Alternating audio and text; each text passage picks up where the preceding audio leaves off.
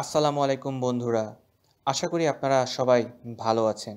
আজকের এই পর্বে আমরা আল্লাহর অলি হজরত মাওলানা জালালউদ্দিন রুমি রহমাতুল্লাহের ব্যক্তি জীবন সম্পর্কে আলোচনা করব।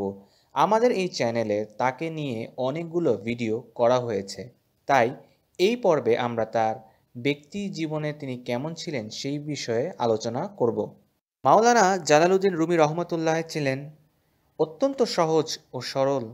জীবনের প্রথম ভাগে যদিও কিছু জাঁকজমক ছিল, কিন্তু শেষ পর্যন্ত তা টিকেনি। তরিকতের পথে আসার কিছুদিনের মধ্যেই তা সম্পূর্ণরূপে বিসর্জিত হয়েছিল। অল্পে তুষ্টি হওয়া ছিল তার চরিত্রের প্রধান আদর্শ।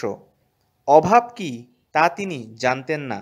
লোভ লালসা সম্পূর্ণরূপে বর্জিত হয়ে তারপর হুসামুদ্দিন চালপি এ দায়িত্ব পালন করেন। কোনো কোনো সময় এমন অবস্থাও সৃষ্টি হতো যে মাওলানার গৃহে খাওয়ার কিছুই থাকতো না, অথচ তার সামনে তখন খাদ্য বস্তুর স্তূপ পড়ে থাকতো। তিনি তা বিতরণ করার জন্য হুসামুদ্দিন চালপিকে ডাকতেন।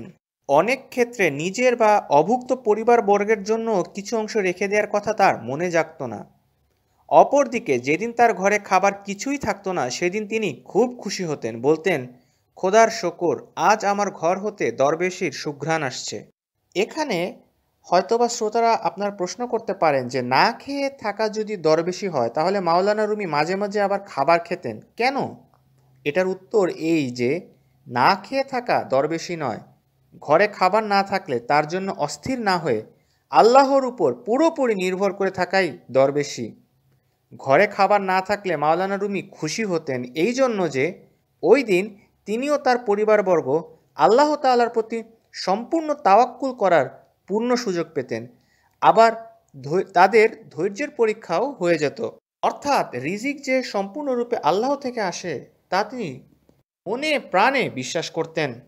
তিনি মনে করতেন একজন সত্যিকার দরবেশের কাছে খাওয়ার আনন্দের চেয়ে তাওয়াক্কুল ও ধৈর্য অনেক বেশি আনন্দদায়ক। দানশীলতা ছিল মাওলানা রুমির অভিন্ন এক চরিত্র। কোনো ভিক্ষুক তার কাছে কিছু প্রার্থনা করে কোনো দিন খালি হাতে ফিরে যেত না। কোনো কোনো সময় তার সামনে ভক্তবৃন্দের দেয়া মূল্যবান দ্রব্য সামগ্রী পড়ে থাকত। ভিক্ষুক এসে প্রার্থনা করার সাথে সাথে মুঠ ভরে তিনি তা দিয়ে দিতেন।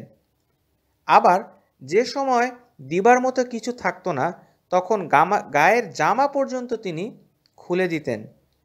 মাওলানা রুমি ছোট শিশুদের খুব ভালোবাসতেন।